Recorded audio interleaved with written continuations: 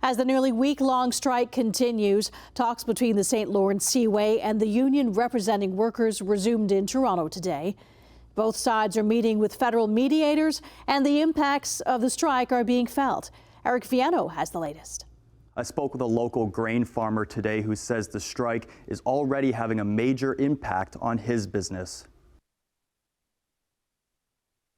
Jeff Barlow was hard at work at his family's farm in York today. This is crunch time for us.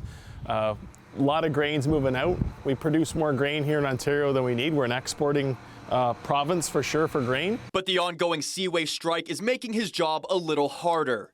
Product is beginning to pile up.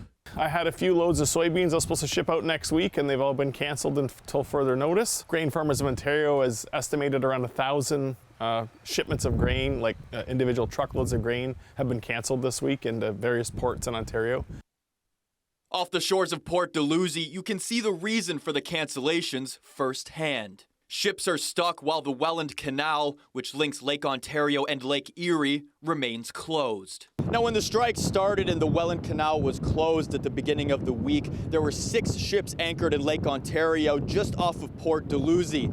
Today, there are now 11 ships. We're pretty reliant on that seaway to get the grain out, and we're harvesting it right now, and we need room once we harvest it to put it in our bins, to then ship it out of our bins to make room for the corn crop that's going to be coming off here in the next couple weeks. Organizations have been calling on the federal government to get involved after hours of negotiations last Sunday wrapped up without an agreement between the St. Lawrence Seaway and Unifor.